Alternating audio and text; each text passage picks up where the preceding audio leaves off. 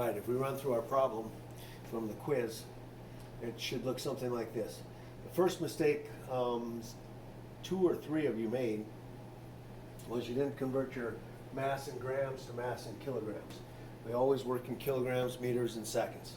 So I changed that to kilograms, 0.025, radius, 0.5, period, 1. To get our distance, we use the circumference formula, 2 pi r. So 2 pi r, 2 times pi times a half, 3 meters. To get our velocity is just distance divided by time, which is our period. So 3 meters per second.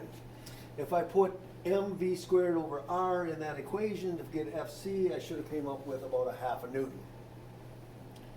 All right. Then the problem says, what if I doubled the mass and kept everything else the same? So I went through and I did that. I doubled the mass, kept the radius the same, the period the same. My distance would stay the same. My velocity would stay the same. I just got twice as much mass out there. If I had twice as much mass out there, I would have twice as much force. I would have to have twice as much force hanging off the end again too. Same problem again. This time keep everything constant except for the radius. Doubling the radius, right, would double the distance. So now I have a 6 meters, and I'm traveling 6 meters in the same 1 second. So now I'm going a lot faster. Here's one of these math tricks.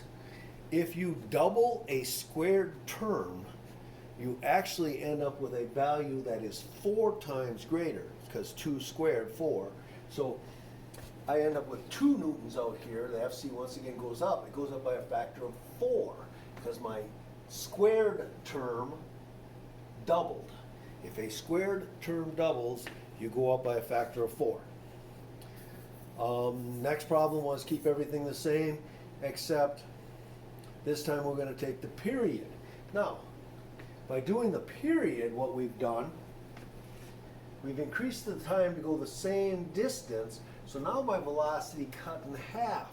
Again, another math fact here, right? If we have a squared term that we cut in half, we actually end up with 1/4 the value of our finished answer. So this answer would be 1/4 of what that would be, because we halved a squared term.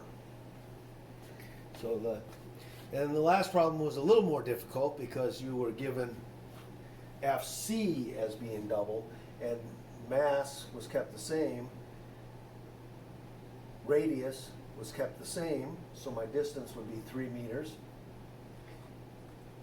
And if I put those in there, if I put 3 in here, and I put 1 in there, and I solved all that, you would find that your period, your velocity would have to be different. It actually comes out, I came up with, I think 4.5 meters per second, which gives me a period of 0.7 seconds when I do my math that way. And that would be your answers from the quiz.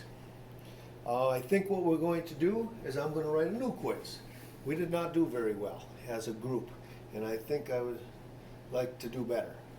So expect to find yourself with another quiz on Google Classroom shortly. All right? Ask me any questions through email if you have them. Goodbye.